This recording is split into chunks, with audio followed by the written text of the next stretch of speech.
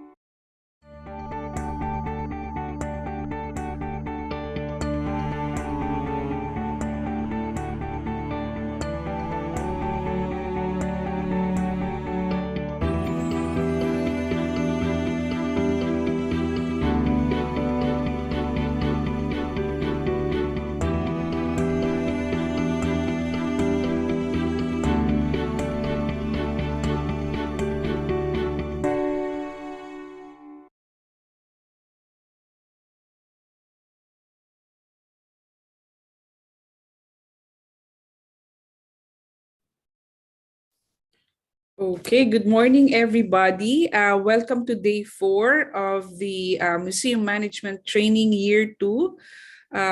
We'll just have to say some greetings. Marhay na aldaw, maayong buntag sa tanan, na imbag nga agsapayo amin, marhay na aga sa gabos, at maayong buntag sa inyong tanan. Okay. Thank you very much for all your greetings from the different from various participants all over the Philippines. Maraming salamat po.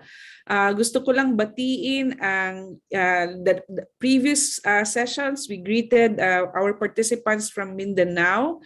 So we are now would like to greet our participants from Region 8.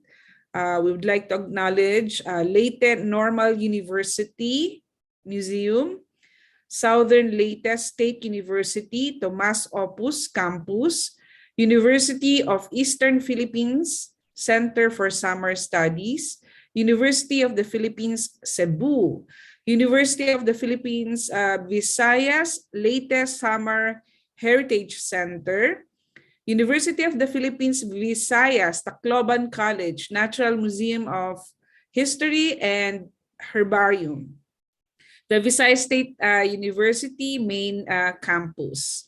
And we would like to acknowledge participants from Region 7, Diliman University, the Anthropology Museum.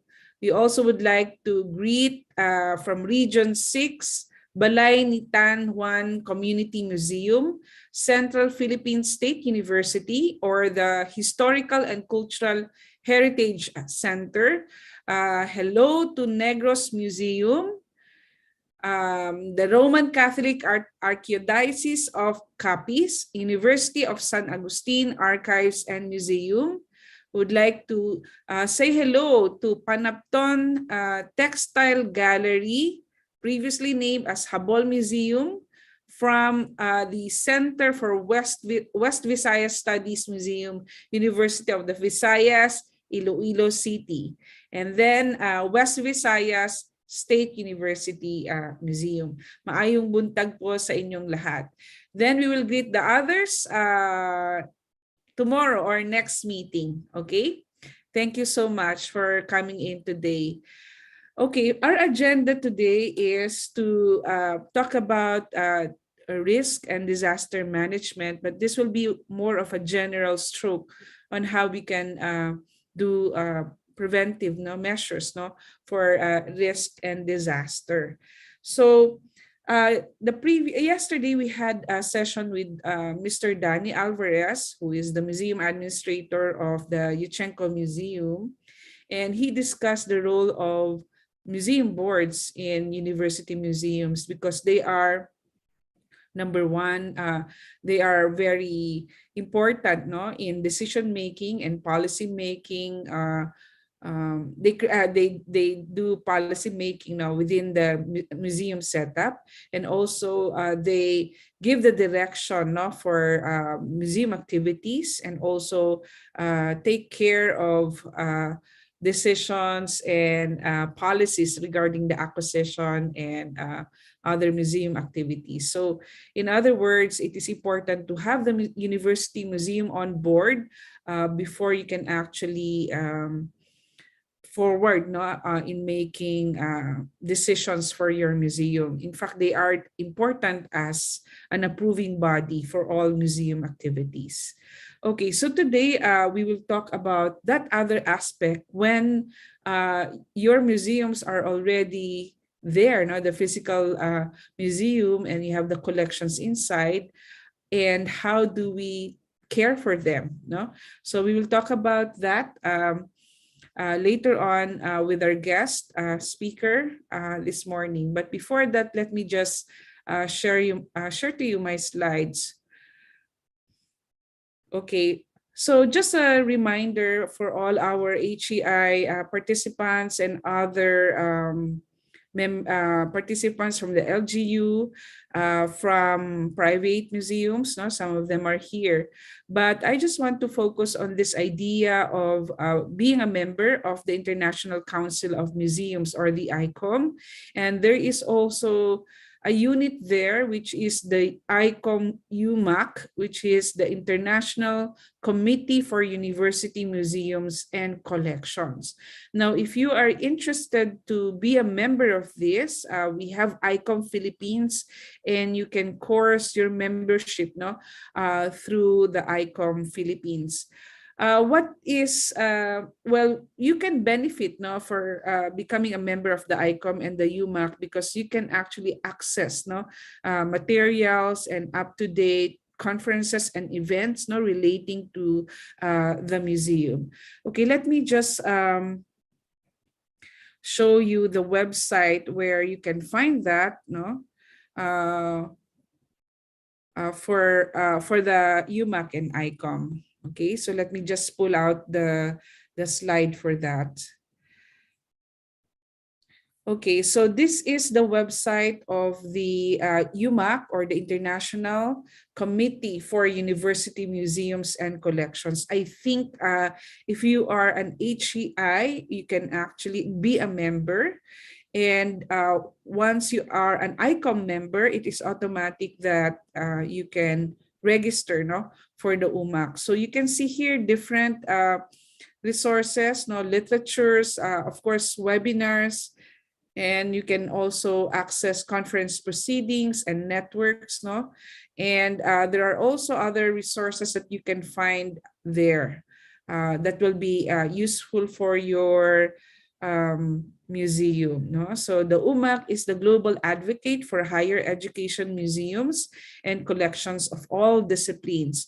UMAC supports the continued development of university museums and collections as essential resources dedicated to research, education, and the preservation of cultural, historic, natural, and scientific heritage. No? So definitely, if you recall our discussion yesterday about the brief definition of a museum and what are the purposes of the museum, this UMAC is aligned to that particular interests.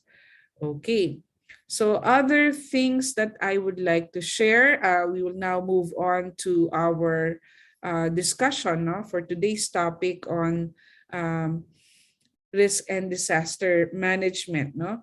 So there are also other YouTube that you can check, YouTube videos such as Museum Collections, Emergency, Preparedness, Response, and Discovery. And you can watch that from YouTube. And there's also a handbook, no, or a book on museums and disaster risk reduction by Curating Tomorrow. No, this is a publication of a UK organization, and you can actually download that.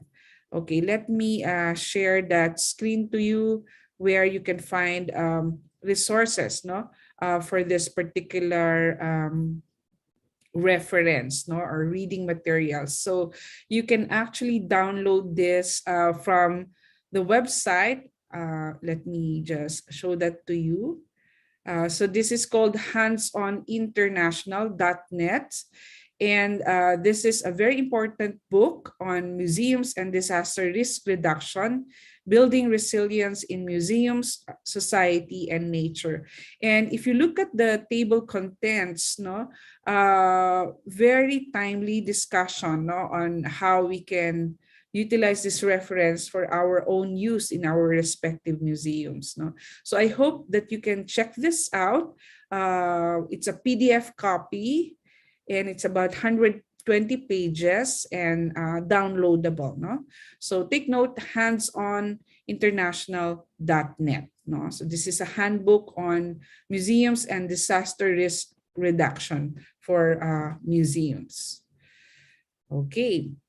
And then I would like to bring to you our topic today. But first of all, we would like to acknowledge UP Los Baños Museum of Natural History, Dr. Marion De Leon, which is the current director of the UPLB Museum of Natural History, for giving us, allowing us to use a pre-recorded video or a video of Professor Carlos Tatel's talk, as part of the Future Proofing Museums, protecting the heritage of natural history and cultural collection from disasters and other risks. Okay, this was held last July 30, 2021.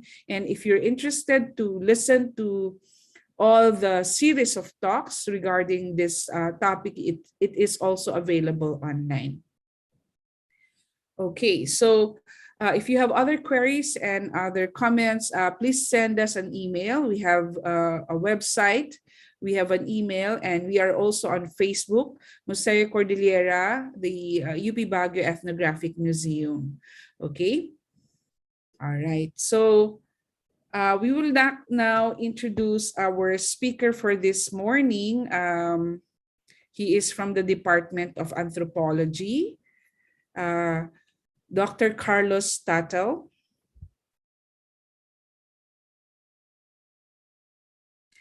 Okay, so can we flash the poster of Dr. Carlos Tatel?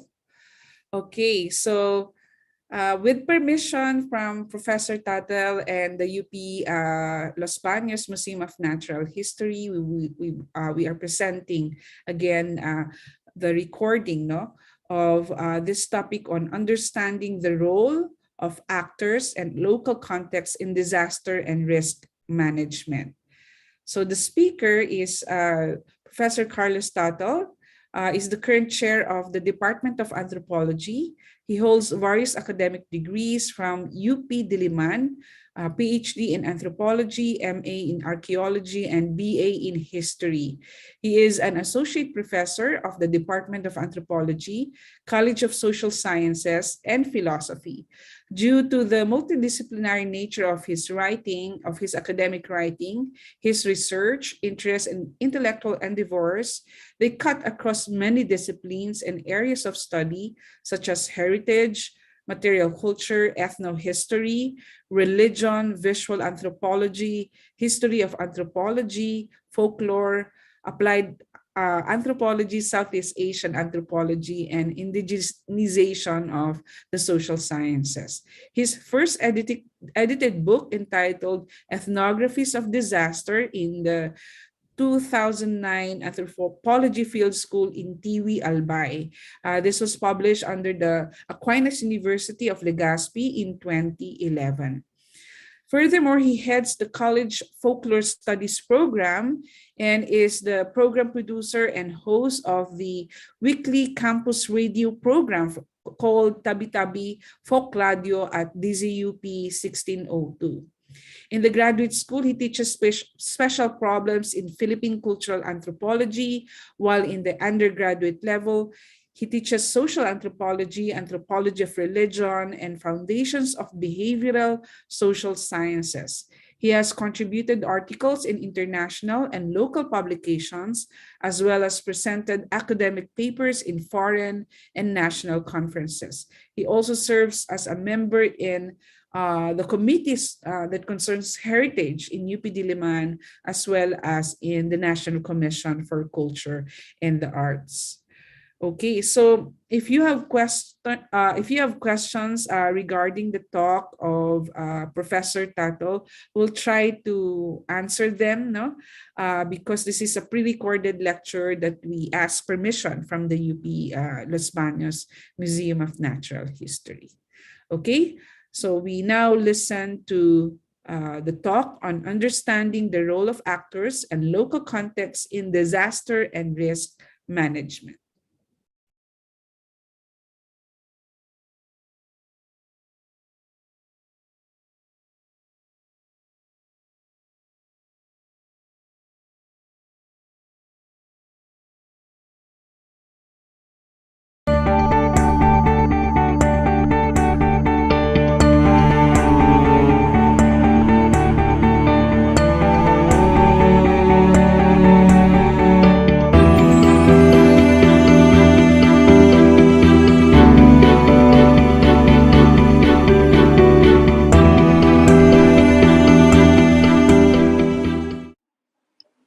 So I'd like to thank the organizers, Ami, Mamarian, for helping me out.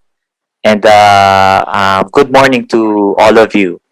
Let me say thanks to the organizers and congratulations to you as well, the UPLB and the MNH for this for organizing this event.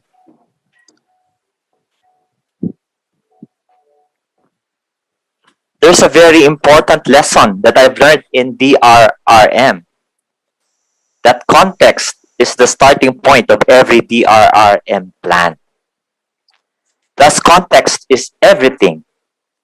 It must be well established in order to map out the whole spectrum of conditions behind a potential disaster event. Context deals with the physical geographic space, be it a region, town, a building, or a little storage inside a room full of collection. They define and shape the current state and condition of your institution, organization, structure, collection.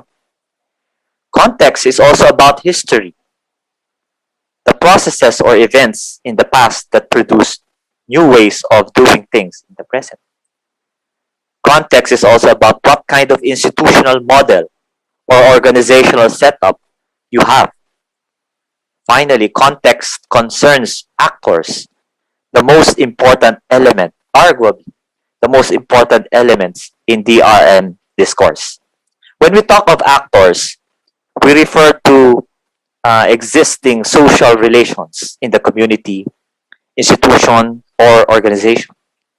That means we try to take into account, sometimes take into account that. Sometimes it is the who or the who knows who that matters if we want to be successful in our planned activities. Every community, organization, or institution is built on these social networks so that we have to tap into these in order to be efficient and effective. By actors, we also mean giving a good deal of consideration to culture. It may be in the form of religion, tradition, value system, or the indigenous knowledge practices, what we call IKSPs. What's that? For we also deal with and recognize the prevailing political dynamics. This is very important. We should be sensitive to the political climate or political configurations in a given setting because this can affect the effective drafting and implementation of the DRM plan. Finally, by actors, we recognize the innate ability of the people to act independently and use their creativity and judgment. Now, who are the actors? They are members of the community, organization, or system who regularly interact with one another. We consider their particular way of doing things which impact their possible response to disaster risks. For example, it can be an urban neighborhood in an urban setting like a city. It can also be a barangay or a small village in a rural setting. A company or agency when it is an organizational or institutional setting. A fellowship or congregation of the faithful in a religious gathering. Employees, officials, and constituents, if this is in the context of governance or administration. Or it can also be a network of stakeholders composed of support groups or associations sharing the same interest or agenda. These people, over a long period of time, have established their own way of doing things, of looking at things, of making sense of the world around them. The knowledge that they get, that they develop, and practices that they continue are passed on to the next generation. The way of doing things consists of traditions, value system, practices or the way they do things on a daily and regular basis, and ways of communicating or interacting with one another. What is local knowledge? Sometimes referred to as indigenous knowledge systems and practices, or IKSP. Knowledge is the knowledge that is not official or formal. In other words, unofficial or informal, and based on everyday life of actors. It does not need a passage of law or ordinance. People just know and do things based on their practical knowledge of things. Local knowledge is bound by culture, which means it is shared by those belonging to the same culture or group. It is bound by geography, meaning usually located in a common living or working space. It is facilitated by particular mode of communication that is using the same language or symbols. It is governed by the same values or beliefs, meaning more or less adhering to the same unwritten rules, shared by the same worldview or how they make sense of their surroundings. The context of actors is dynamic and fluid. People or actors interact and react with each other. They interact with the physical setting and ecology. They deal with institutions and organizations and agencies. People remember and memorialize history and tradition. They react to empirical evidence, which includes the warning signals coming from national and international agencies. They consult scientists and professionals, as well as traditional knowledge bearers. People ask for help or listen to politicians, and they circulate popular stories and pass on local narratives. If you locate actors and local knowledge in the current international disaster discourse, you will find them across all the elements. I'm sure there is a lecture about it in this webinar. So, but just to go back to it, disaster risk is a function of hazard multiplied by exposure multiplied by vulnerability over the coping capacity of a system. Giving attention to actors, we would see them cut across all the said important variables. They can be found in the coping capacity, the coping part, which means we refer to the existing capacities of the people that will enable them to respond to disaster risks. They can also be found in vulnerability. The vulnerability part, it has something to do with people, again, whose economic, social, physical, and behavioral condition impact their response to hazards.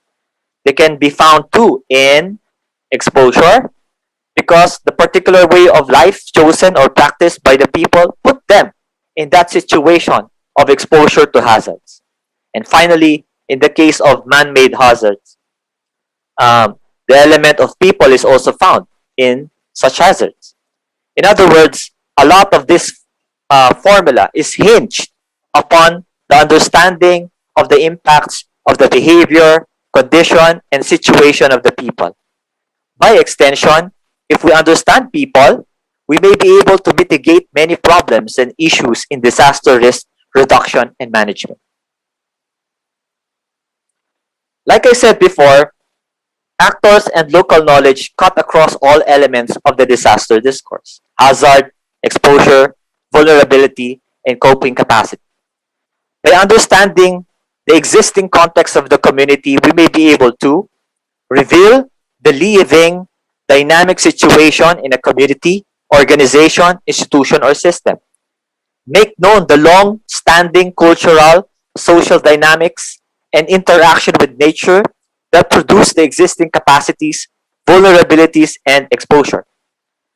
It will also make us realize that a lot about disaster risk can be mitigated by human intervention: behavioral, cultural, social, political. The challenge to managing risk is to strike a balance between physical science approaches with the understanding of the living, dynamic situation of the people. The dominant approaches tend to rely on engineering and technology in order to mitigate and manage disaster risk. So, it is important also to pay attention to actors and local context. By looking at local knowledge not only as an alternative paradigm to physical sciences, but recognize this as a valid knowledge system. To see that physical science and engineering approaches are excellent way to address disaster risks, but they are incomplete without taking into account how actors view hazards and how they create their own system of good if the physical science paradigm enters into the realm of local knowledge, and that local knowledge informs the science approach. Also do good if government and international institutions will go the extra mile to create an atmosphere where local knowledge is welcome in DRRM. Understanding the meanings the people give to disaster risk is as important as making them familiar to warning signals or adept in appreciating technical information about hazards. I hear a while ago the importance of interpreting the data. So by interpreting the data, do we mean scientific interpretation of the data? Do we also give attention to how people may have different interpretations of the same data? That's what I'm trying to drive at. For example, a situation may be a disaster for some people, but could mean opportunity for others. If hazards are removed, it could mean the loss of opportunity. How do we make sense of this? Thus, we should strive to strike a balance between science and society when engaging disaster risks, because disaster is a multifaceted phenomenon which involves not only natural hazards but people across whose lifeways directly impact the degree of disaster risks. Disaster must be seen from the lens of both science and society. Science and society must listen to one another. In the same way, government must listen to people's voices. The people should update. On the other hand, the people should update what they know based on new and available empirical evidence. If we focus on actors, we will realize that all have roles to play in disaster risk mitigation and management, from the head of the institution down to the lowest ranked employee. Everybody is important. Big or small people, in terms of status, roles or responsibilities, we all have something to contribute to mitigating disaster risks. The problem begins when we think that certain actors are more important than others, or when we think that some actions, behaviors are less valuable than the other. Thus, we begin to devalue one set of knowledge in favor of another, or we deprioritize what people have to say about solving the problem in favor of what the people from the top have to say. For example, when a town or city mayor or head of a government agency or institution dismisses low-impact studies like people researches as less important or least priority compared to high-impact projects like dike building or construction of evacuation site or installation of warning signals. You can see here the imbalance, and so the voices of the people must be heard. I am now going to cite some examples or cases in point where we can analyze how actors and local knowledge have created their own way of appreciating disaster risks, thus impacting the way disaster risk reduction management could be implemented in a given situation. Case in point, religion. This photo was taken by the roadside of a barangay in Legazpi City during my field work in Albay in 2009-2010. A memorial during that time was still being constructed as a way of remembering the tragedy that struck that particular barangay during the 2006 Typhoon Reming. This memorial is a way of the people to remember and make sense of what just happened, placing the event within the narratives of religion and folk narratives of faith. Before I elaborate, let me show you a few more slides. The people have a strong and deep devotion to their patron saint, the Nuestra Señora de Salvacion. Its chapel and shrine is located in Barangay Horoan in Tiwi, Albay. As depicted in this painting, the Virgin Mary, lovingly addressed to by Bicolanos as the Ina, is seen as the protector of the people from all sorts of tragedies, floods, volcanic eruption, typhoon, etc. The people are her children, and they will always be protected by their mother. So, going back to what happened in that particular barangay, it was November 30th, 2006, Super Typhoon Reming, packing 190 kilometers wind struck Albay. Mud flow originating from the slopes of Mayon ravaged many communities, including this barangay, sweeping houses to the sea. Result, 734 died, 2,360 injured, 762 missing. Rice fields were destroyed, houses buried in low-lying areas. Survivors have been relocated to a nearby barangay since 2009. This barangay was officially declared as no man's land by no less than the president of the country, then, Gloria Macapagal Arroyo. Survivors were relocated to the designated relocation site. Another picture taken along the road. Okay, allow me to read to you the folk stories that I heard regarding what happened. This is according to the people, the stories that they have created to make sense of what happened. So story one goes, an old lady with a child passed by the barangay and asked for water from a group of rowdy drinking males.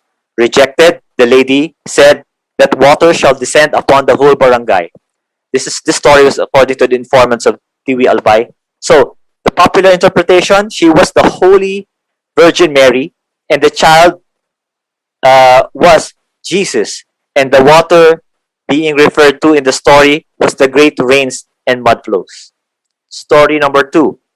An old male person in tattered clothing came to the barangay and asked for water from a group of drinking men. The group, disgusted by the sight of an unwanted visitor and stranger, turned down the latter's request and even ridiculed him to drink from the drainage instead. Worse, they offered the old man tagay, or a glass of drink, alcoholic drink, that is. Humiliated, the old man replied, "Tubig ba ang problema nyo? Pabayaan nyo at bukas darating ang tubig sa inyo." I loosely translated it into Tagalog, but it was said in Bicol. So, the popular interpretation, he was San Isidro Labrador, patron saint of the said barangay. Only those who have not forgotten were spared from the disaster. Because there were houses that were spared, not everything was swept to the sea. Story number three. A shabby-looking strange person arrived in the barangay. He was so smelly that when he went around the place, he was shooed away by the residents. Aling Maria, a certain Aling Maria, a resident of that barangay, had a small store, and the man and the visitor asked for water from her. Having no clean drinking water herself, she offered soft drinks. The man insisted that he only wanted water. Aling Maria said that she will get water from another house, and so she asked the old man if he wanted to go to her house instead, which is a few walks away from the store. The man was somehow moved by the kindness, and so he said, "Maraming salamat ate, makaliligtas kayo sa sakit ng tubig na maraming kalawang." Again, I loosely translated it in Tagalog, but it was originally said in Bicol. She and her husband totally forgot about this incident until Reming came and devastated their barangay, but spared their house. The interpretation here is that the old man, according to them, the old man who came to their house was Jesus Nazareno. They were spared because igwa pa kitang gigibuon, may plano pa. We still have a mission in life. They believe that they were spared too because of their devotion to the Ina. Story number 4. During one of Mount Mayon's volcanic activity, ash was spewed out of the crater, and it seemed there would be another violent eruption. The people of Padang were all awake, waiting what will happen next. I just said the name of the barangay. Suddenly, two streams of light came out of the dark and seemed to be dancing at the foot of the mountain. Eventually, ash fall ceased, lessening the risk of another volcanic eruption. By daybreak, the feet of San Isidro Labrador, a statue of San Isidro Labrador located in a chapel in that barangay, was already full of ash. The popular interpretation, the two streams of light were of San Isidro Labrador and Nuestra Señora de Salvacion, the patron saints of that barangay and another barangay, respectively, who prevented another disaster. So, there you go. Those were the stories. So, the moral of the stories is this: people make sense of disaster in many ways. They do this by creating folk narratives or stories so that the disaster event would be comprehensible o madaling maintindihan through a language or idiom that they can understand. Telling stories is one way to remember not only the tragedy, but also the lessons that can be learned from it. The huge memorial by the roadside, uh, as shown by this picture, um, is a concrete reminder of of as well as concrete reminder as well as making permanent the lessons learned. Next example is about a much talked about characteristic of Filipinos, that of being resilient. Culture is adaptive in the sense that it helps people respond to difficulties and thus create possibilities or opportunities from difficulties. Just like the case of resiliency exhibited by the people of Pasig City when Typhoon Ondoy struck them in 2009, their creativity allowed them to innovate, redesign their existing capacities to suit the current situation. The photo showing an altered tricycle in high wheels. You can see this kind of innovation not only in Pasig City, but in many communities, cities are all around the Philippines. You can see not only tricycle being resilient, but jeepneys, vehicles, houses, um, and many other things. They, their creativity capacitates them to respond to hazards and adapt effectively. So they make livelihood out of this makeshift bangka or boat to ferry people to work or schools.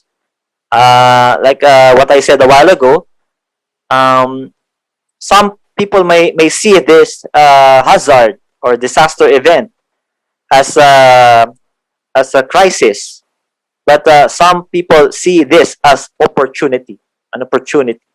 So if you remove this hazard, they lose the opportunity. So how do we make sense of the difference? So what I'm trying to say is that we should um, try to hear what they say about disasters, how they view disasters, what meanings they derive from disasters. Next is social capacity, collective spirit. This one is from a field work in Barangay Horoan, Tiwi, Albay. It's always Albay because that was my main field work area, where I encountered a curious social capacity, the time-honored tradition of collective spirit or bayanihan. In Bicol, it is known as pagpapadagos. Pagpapadagos, from the root word dagos, is the act of allowing unknown visitors to one's house during special occasions like a town feast or during times of crisis like typhoon or flooding. The hosts usually have bigger houses, so they're more capacitated. So they're the ones accommodating the visitors. Overall, the church grounds became one big pagpapadagos as the pilgrims were allowed to camp out and spend the night as they wait for the first early morning mass. I was able to witness hundreds of vehicles parked along almost all the streets of the barangay, and the passengers were allowed inside the homes of hosts. This social capacity, the collective spirit, not only activated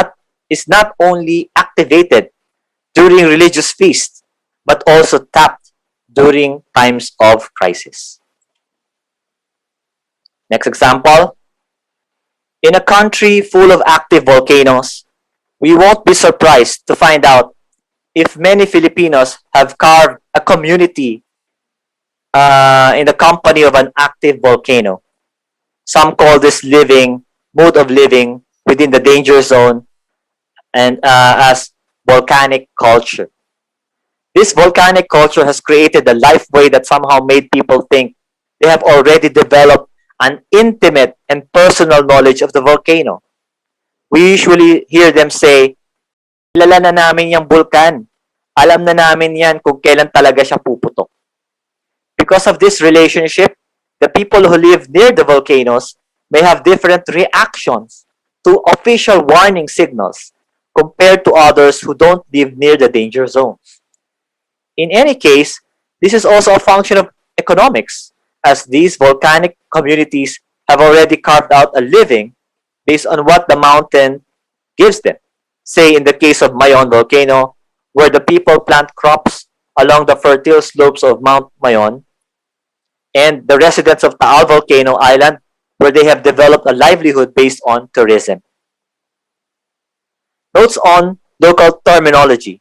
Communicating danger or risks to the people is one of the hardest parts of disaster risk reduction management implementation. So making clear signals and warnings using local terms and concepts would go a long way in disaster risk reduction and management. We have learned of accounts or reports that say that in spite of the warning for storm surge from national and local authorities and agencies, the communities living the coastal areas have not seemed to appreciate the gravity of the impending danger, that is Typhoon Yolanda. Why?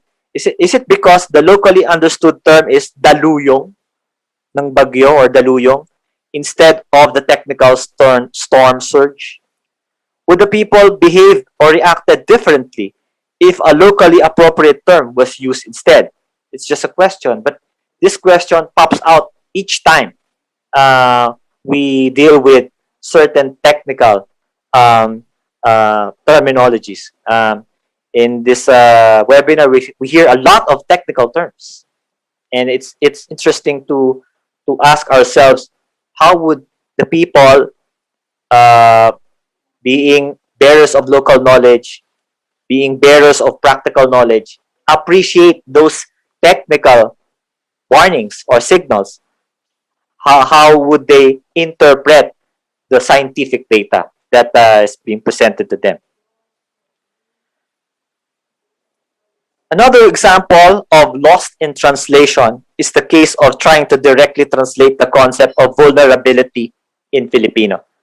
During a feedback session or forum with community members in Albay, the reaction was, hindi kami mahina. The reaction regarding the translation of the term vulnerable as mahina. Like so, for example, you Bicolanos, you are vulnerable. So, mga Bicolano, mahina kayo. So, the reaction was, hindi kami mahina. Mga uragon kami. In other words, it is not enough to just translate international concepts to the available local language. It is imperative to look for the most appropriate concept that will send the same message across to the community. Personally, expressing disaster risk is it's not like a mathematical formula. It may not work every time, depending on the community. The challenge now is for disaster prevention professionals to look into the local vocabulary and tap local concepts in order to indigenize, not translate, but indigenize the concept of international disaster discourse. So, it's a challenge to find for the most appropriate indigenous equivalents, not translations, but how would a culture make sense of these variables like risk or concepts, risk, resiliency, vulnerability, exposure, and capacity. We must strive to dig some more into the culture and find out how would they what is there in that culture that could serve as equivalents of the closest equivalents of these variables. So it's still a work in progress. It's a challenge. For a conclusion, actors and local knowledge do not exist in a vacuum, nor are frozen in time. They are dynamic in the sense that they constantly interact with various people, groups, organizations, and agencies. They react to scientific warning signals as well as to time-honored traditions. Let's not essentialize the people. They also interact with scientists, with professionals, but they also utilize local knowledge. So it's a dynamic relationship. So the people are more dynamic than we think. Sanay na kami may be a demonstration of resilient characteristic or behavior, but this must continuously be updated and reviewed in light of new evidences, current situations, and updated information. Local knowledge is not a relic from the past, but a knowledge created in the present. Scientific discourse on disaster risk reduction and management can be made part of local knowledge. So science can be made part of folklore, of local knowledge, and local knowledge can inform um, scientific data or the scientists. So we must strive to create a good balance between the two. So that will be all. Thank you very much for listening to my lecture.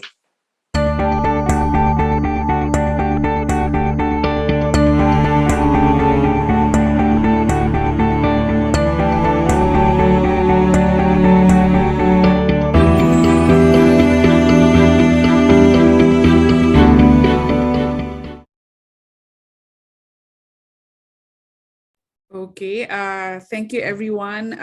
Thank you, Professor Tato, for those important anthropological perspectives on the idea of disaster and risk management in different setting. No, but let me just give some brief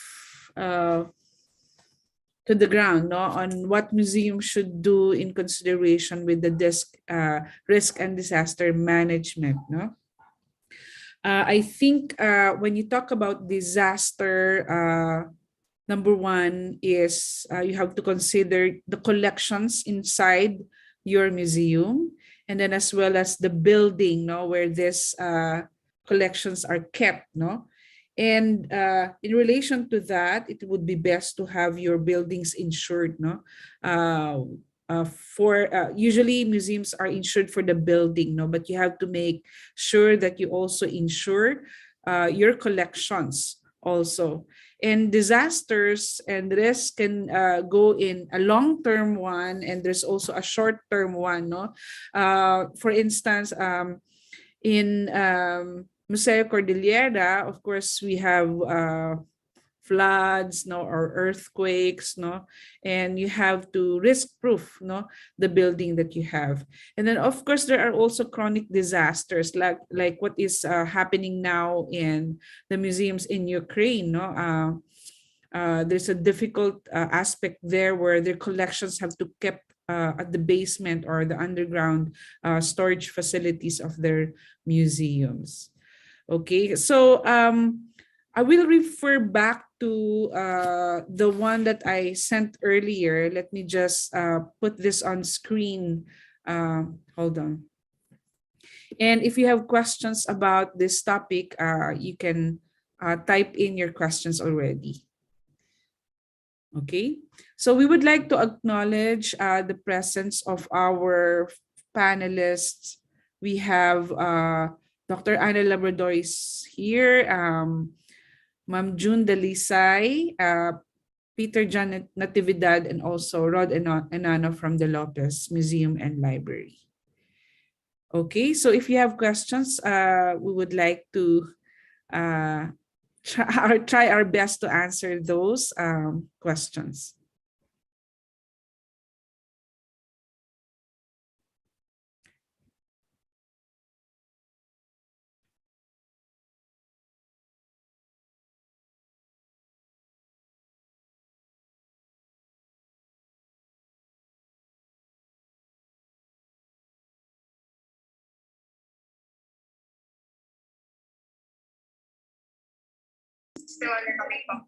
Mamigi, nakamute ka pa.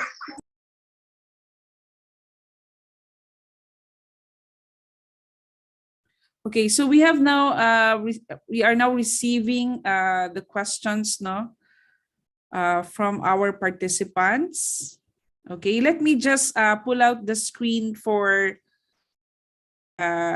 disaster risk management that I showed earlier in the slides that I presented a while ago. Hold on.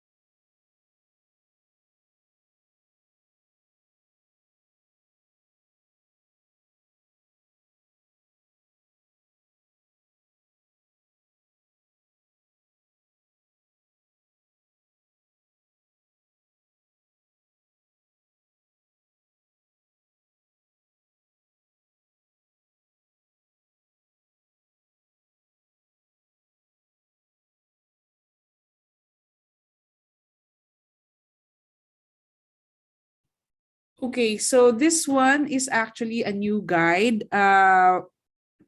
This is published by the Curating Tomorrow, headed by Henry McGee. So as you can see here, this was published in 2020. And I think this is a very useful guide in relation to planning your risk and disaster management, no, for your museums. Let me just, you can, like I said, you can actually download this and it provides a very useful information for the museum. So let me just run through in relation to the discussion made by Professor Tatel earlier. So I'd like to direct you to this guide. Okay, hold on. Okay, the importance of disaster risk reduction in museums. So there's a discussion here in part 2 of this handbook, no? And so these are the key components of risk, no? So there's hazard. Okay, so this refers to a process phenomenon of or human activity that may cause loss of life, injury, or health impacts, property damage, social and economic disruption of environmental degradation. There's also exposure, the situation of people, infrastructure, housing, production capacities, and other tangible human assets located in hazard-prone areas. No? So an example of this one is the earthquakes, no, typhoon and all that, mga chronic disaster. And then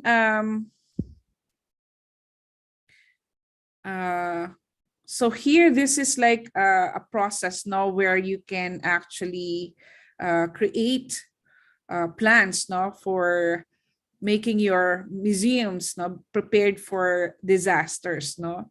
And in the Museo Cordillera, as you know, we have constructions around it, and the soils are medyo and then kung may flood, nafa-flood din yung museums namin, but of course our university is working on it, on how we can address, no, this chronic problem in the museum, like flooding and earthquakes, no? So let me just point this out to you, no? So ito yung mga societal global risks such as failure of urban planning, no, kasama din yan. So you have to look around you, around where your museums are located. And then you have technological global risks. So this is pertaining to adverse consequences of technological advances, no, such as also breakdown of critical information structure and networks, such as always dependent on internet. So this morning walang internet, no? So how can we address this, no? As part of your risks. And then the massive incidents of data fraud and others. And then there's also the environmental global risk, which includes extreme weather events such as flooding and storms, and also failure of climate change mitigation and adaptation, major diversity loss and ecosystem, major natural disasters such as earthquakes, tsunamis, no? Volcanic eruptions was also mentioned earlier, and then geomagnetic storms and other human-made environmental damage and disasters such as oil spills, radioactive contamination. Okay, so here are examples, no, of this various risk, no, reported in 2020 from this manual. And this is also stressed as a form of the disaster risk reduction is also a human right, no, because of these factors that you have to consider also for your museums. So this is the section that I wanted to direct your attention to on museums and disaster risk reduction, section 4. This copy of the handbook can also be sent to you, no, or you can download them from the Curating Tomorrow website. Okay, so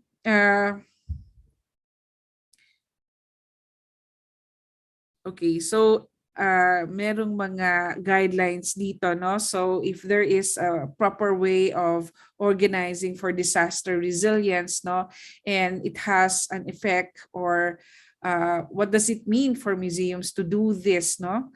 So primarily you're protecting your collections, at the same time your museum, no?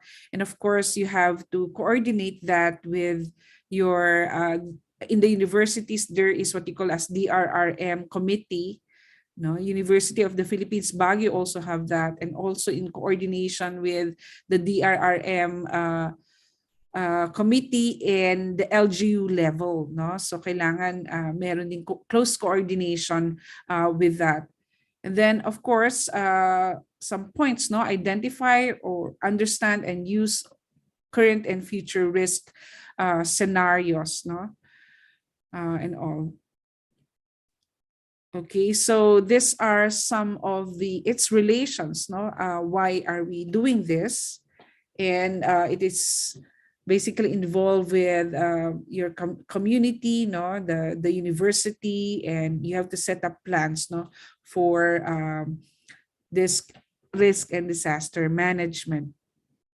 And then number 3, strengthen financial capacity for resilience.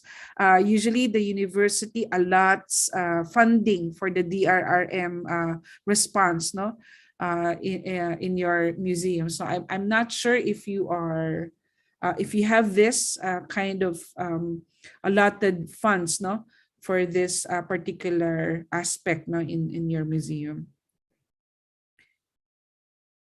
Okay, so in the university, we have like guidelines, no, for the DRRM, what to do when there are flooding or earthquake or even theft, no. So we have a manual, no, on how the museums should act when the time happens.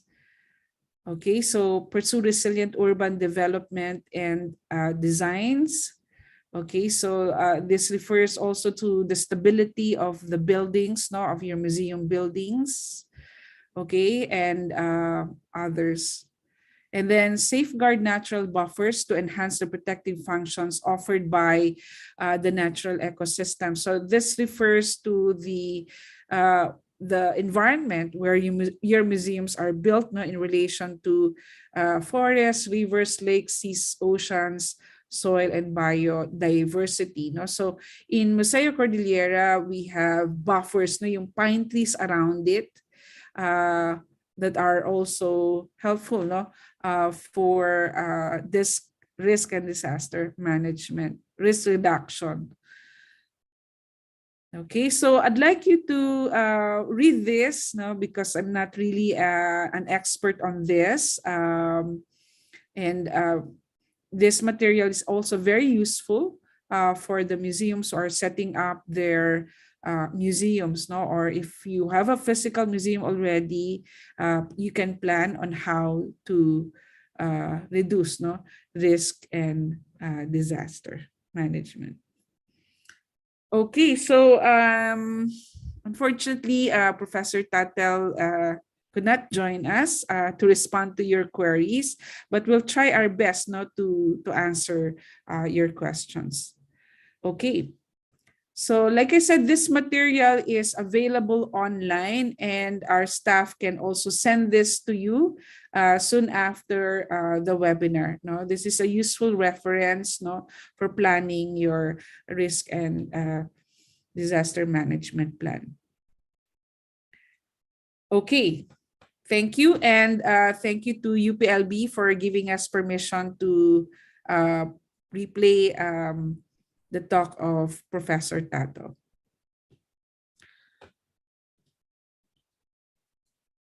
Okay, we now have questions from our participants, from anonymous attendee. How can you put the content of the talk in the context of museums, perhaps protection of collections, especially during disaster? Okay, so I mentioned earlier this manual, which can help guide you in protecting your collections. Like I said, there are two ways on how to protect. No, one is your building and your collection should be insured. And usually we go to the GSIS or the private insurance companies, no, to have your buildings insured. No, and this is already outlined in the manual that we will send to you and to all the participants. Okay, thank you. From Sol Maris Trinidad, when the MK building structure was being planned, what local knowledge were considered, and were some, if not all, applied? Okay, Sol, hello. We also consulted the community in the planning of the building of the museum, no? And then also we had consultants, not who looked at the terrain of the museum, and we coordinated with various colleges also on what they think should be the setup of the museum, and thus this is a collaborative effort. Okay.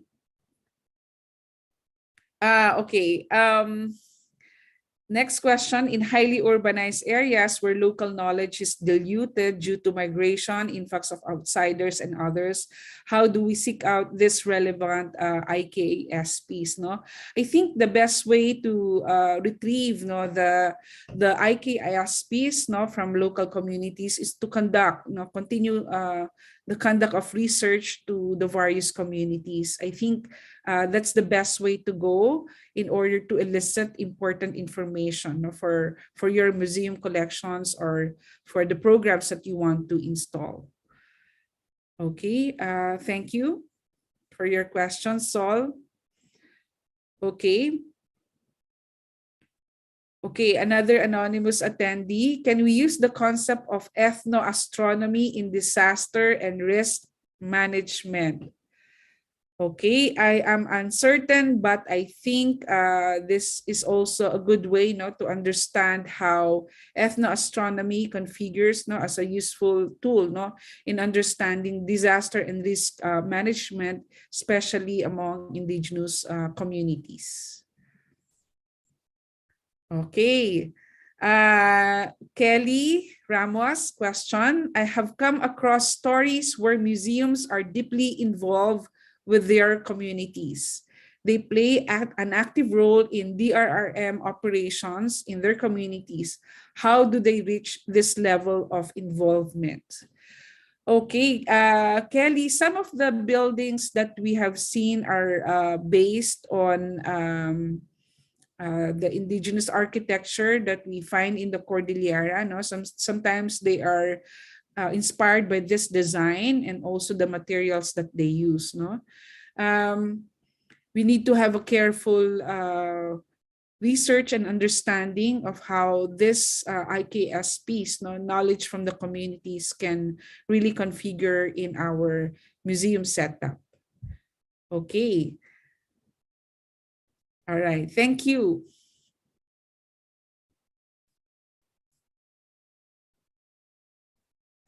Okay. May I invite Peter Natividad here to respond to some of these questions? Hi, Peter. Good morning.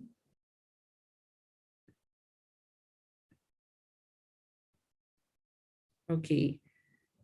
It's not responding. Okay. So, okay. Another anonymous question. How can we assess the value of the collection, particularly those maintained in the natural history museums? Okay. This question, may I revert to you this question in our year 1 of the museum management training on the valuation of cultural artifacts.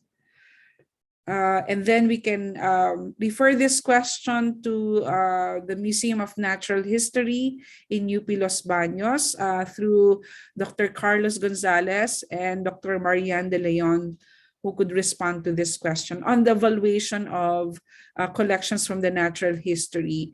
But in year 1, we discussed the valuation of ethnographic artifacts. So I would refer you to year 1 of the museum management training. This is already archived in our museum website. Okay, thank you. Question from Gilbert Nemenzo from Bacolod. Okay, are there guidelines in building a museum structure, or if there are existing buildings that are set with set of guidelines to follow for retrofitting the space to minimize risks?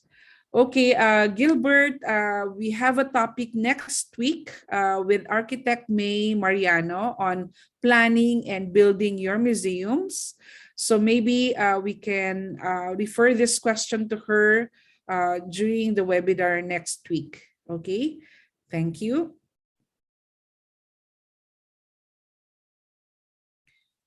Okay, another anonymous attendee question. Should there be a section on DRRM in a museum's collections management policy? If yes, should IKSP be considered in drafting the provisions? Okay, this question will be addressed 2 weeks from now from the from the talk of Professor Butz Herrera on collections management policy. But on initial, of course, we can consider what are the IKSPs that can be integrated in your collections management policy. But we have to revert this question to Professor Butz Herrera 2 weeks from now on the collections management policy. Okay, thank you for your question.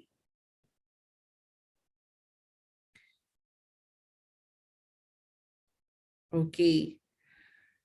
Another question from Eric Estioco. Hello, Eric.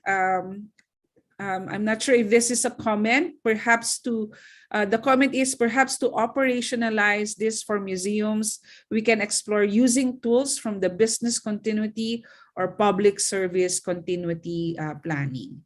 Yes, no, this can be done in collaboration with external offices and public service programs in your LGU and other groups, no, that are involved with this planning. Okay, thank you for the comment, Eric. Okay, okay, let's have the comment from Mild Hombre Bueno from NVSU, Nueva Vizcaya State University Museum. Okay, the comment is, I'm not sure kung comment to or question, Mild. Okay, sabi niya, wow, what an inquisitive and timely discussion, Dr. Tatel. Indeed, richness and potential of local knowledge of the community is necessary. I'm also working on the local construct, agbibinulig, or collective spirit of helping and sharing water of a rice farming community in Isabela. So she is curious, si Mild is curious if what can she say or he can say, should this local knowledge be tapped by institutions for policy formulations which are grounded from culture of the community. Okay, I think Mild, you can pursue this project and see how you can examine all of these traditional farming practices or collective spirit, no? Itong siguro version ito ng bayanihan in an Ilocos community.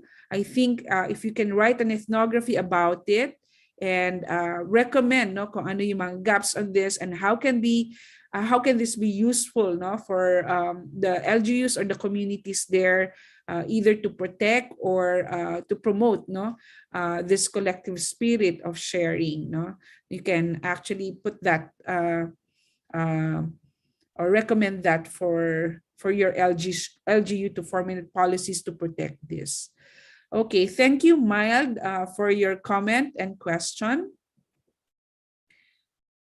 Okay, from Walter Osmeña from the Iloilo Science and Technology University in Iloilo City. Okay, the comment, in connection to risk and disaster reduction and management, what can be the best sustainable museum management programs or initiatives that we can adopt or implement in order to maintain the museums considering its vulnerability? How will we monitor the forecast for disasters and prepare the museums from possible damages?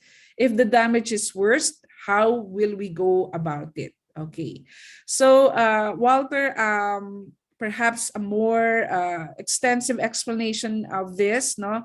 We will refer this question to the experts, but in my opinion, some of the chronic disasters that occurs, for instance, in Baguio, no, experienced by Museo Cordillera are the rains, no, earthquake, yun lang, no. So we can only already predict, no, when is the typhoon season coming in, no.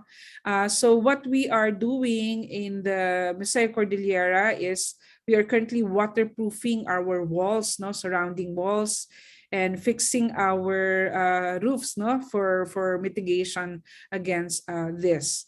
I haven't seen the worst, no, of all these disasters na affecting Museo Cordillera, but it is best to prepare in advance for this, no. So I will again revert this question to the manual, and then we can discuss further about this, no. So this is a very interesting question that you have posed in relation to, for instance, when the collections are fully damaged, no, what can be done? Okay, thank you for your question, Walter. Okay, thank you, Mild, for the comment. Okay, so question from Mark Yodi Kimalat. Okay, so in connection to the talk of Professor Tatel, how can we put context in disaster management in the museum setup? Who are the actors? Only those people who are involved in the museum. Okay, so comment, I super agree with the context as the start of the disaster risk planning, but I got confused on the actors. Could it also be the target audience?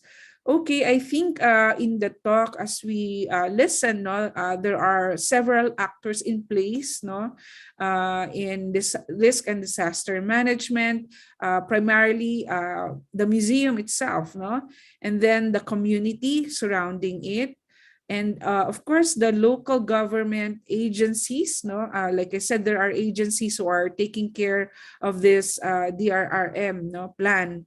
And in the university setting, there are specific guidelines on this, and we have to invoke this, no, guidelines to work on it, especially when we need to secure funding, and then purchase of equipments related to this and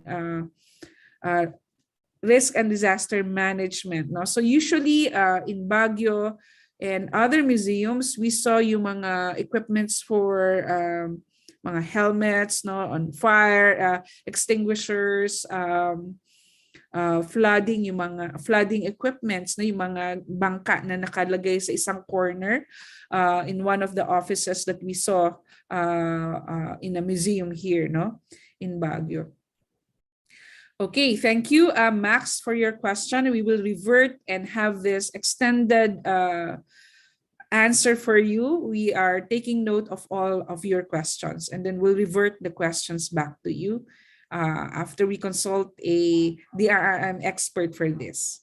Okay, thank you, Max.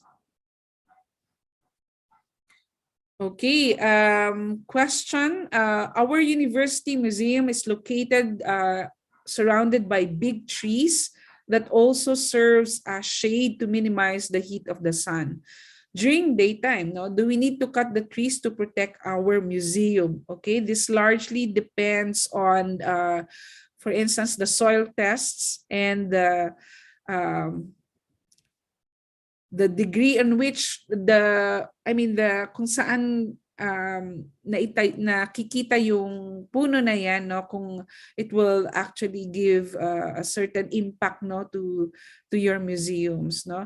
But in Mosaic Cordillera and all its buildings here, if you can see at UP Baguio, we actually bore a hole sa roof, no, just to keep the trees intact, no. Now it's up to your architect or your contractors or your engineers, no, based on structural engineers who can assist you with that if it's necessary to cut it down or not, no, kasi may mga permits din na kailangan in the cutting of trees, no. So based on the assessment of those community structural engineers in your area, or even the architects can actually address this, no, and help you assess whether to keep the trees or to cut the trees, no, to protect your museum. Okay, thank you for your question. Again, we have Eric Estioco's comment, no, on monitoring forecast for disasters. Locally, this is published by the NDRRMC. Your local DRMMC should be able to give, no, localized warnings for this. Okay, thank you, Eric Estioco, for that comment. Okay.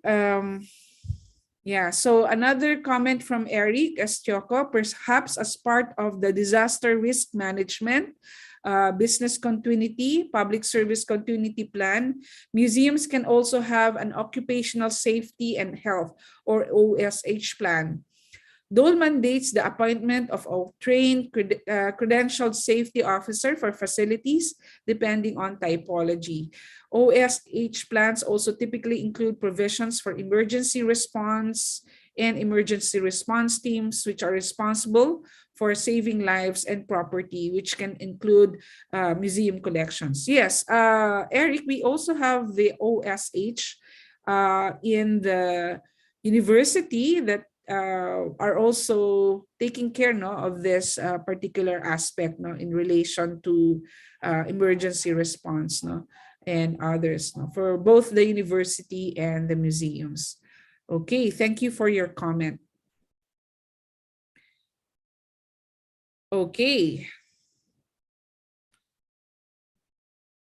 Okay, another comment from Eric S. Choco on matters on retrofitting structures. Perhaps we can borrow practices from the UN Safe Schools and Safe Hospitals project, which already has a big body of knowledge on this. Okay, thank you, Eric, for that comment. So maybe we can check on the information for this online and we can send it to all of the participants. Okay, thank you for that. Okay, another question. What can be the possible solution for too much heat inside the museum if the budget cannot allow to purchase air-conditioned units? Okay, too much heat. In the Museo Cordillera, just to share our experience, because we have textiles inside the museum, and we have in the reception hall, it's surrounded with glass. So what we did was to put on UV films to lessen the heat and also to protect the textiles. So maybe you can explore that. And my advice is perhaps you can ask your university to provide funding for air-conditioned units in your university. So importante then to have those facilities to protect your collection. Okay, thank you very much for those questions. Okay, question, should there be a DRRM officer in museums? I can only answer for Museo Cordillera. The DRRM officer is part of the university. So we ask the assistants from the university regarding DRRM. So meron sa university. It doesn't have to be necessarily an officer of the museum, but you can tap the university for this. Okay, thank you.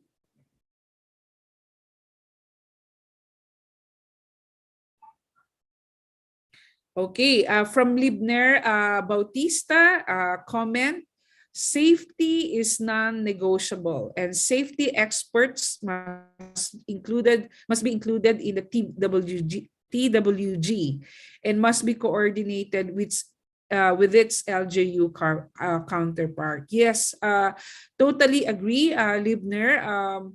There should be a coordination with the museums in place, and of course the LGU counterpart for the DRRM.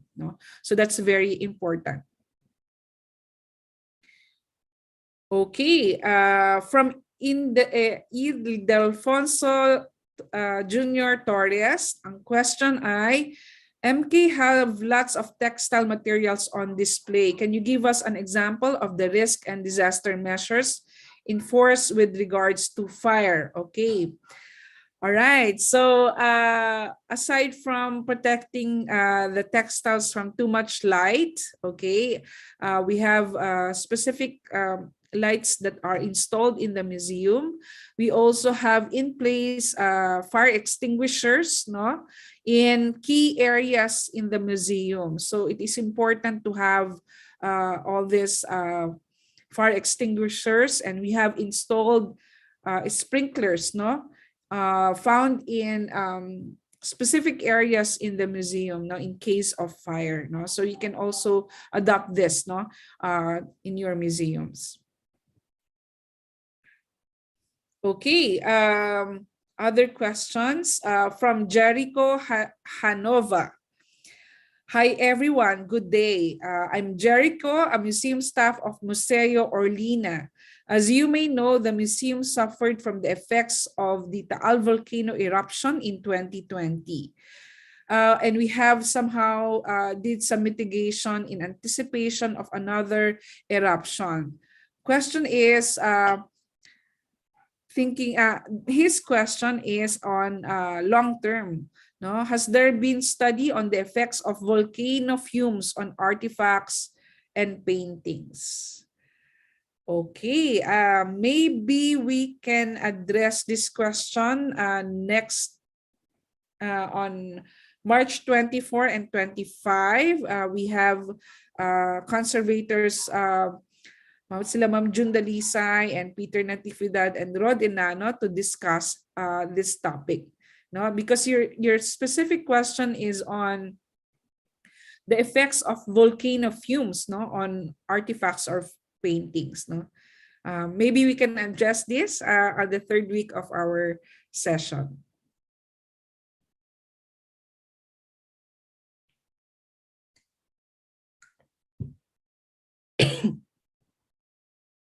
Okay, question from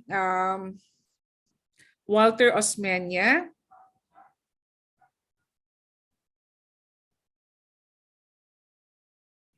Okay, I think this is already answered in relation to how will we monitor the forecast for disasters and prepare the museums from possible damages, no? Okay, so Walter, that has been answered earlier in coordination with the DRRM counterpart or the na sinabi kanina sa Q&A. Okay, okay, so again, ito si Eric.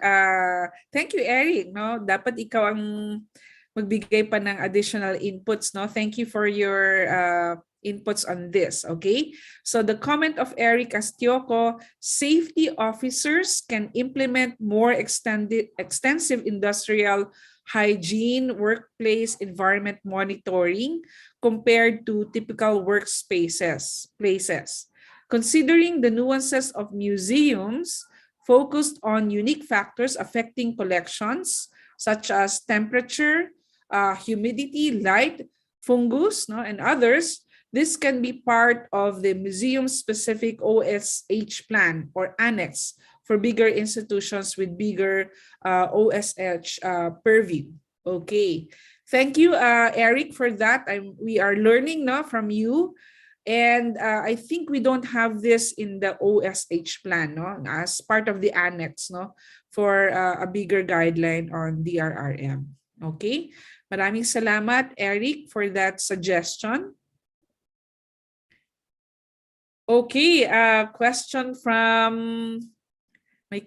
on how do we protect our collections from robbery. Okay, so I can again speak for Museo Cordillera, no? So from robbery, we installed special locks that can have the people can access only by using the fingerprint, no?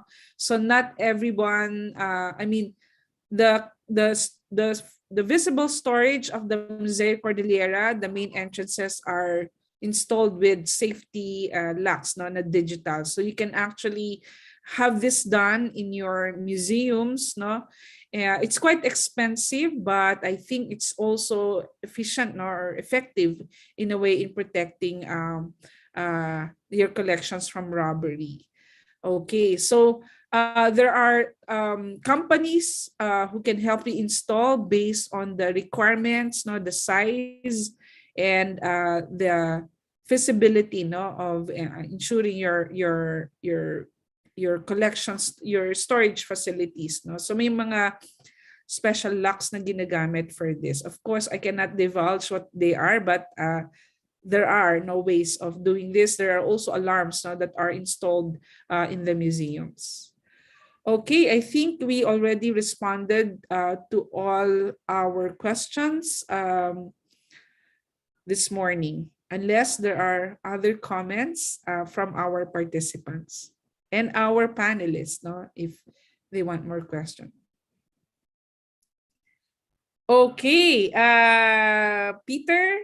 Hello, Peter. Okay, so I think we already responded to all our the questions And if you have other comments, do let us know. And thank you for listening, no, again to this session. I hope we learned something.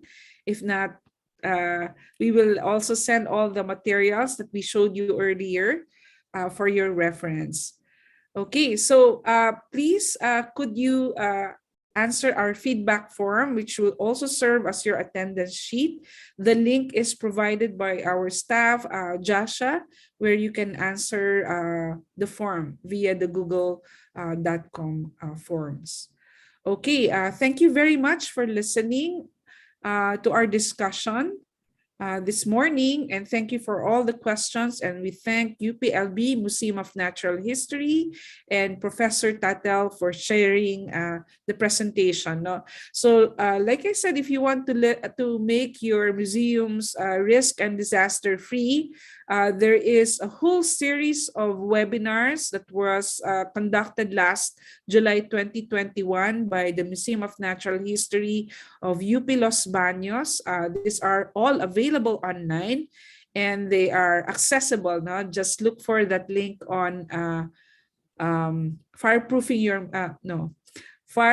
your museums, or DRRM issues, okay, from the UPLB. Okay, so Jasha provided in our chat box the link, no, to all of this future-proofing your museums. Okay, magandang umaga po sa inyong lahat. And next week, our resource person will be Architect May Mariano. This will be a two-part series on planning and building your museum design and architecture. We have Architect Marjorie May Mariano for the March 17 and 18 session.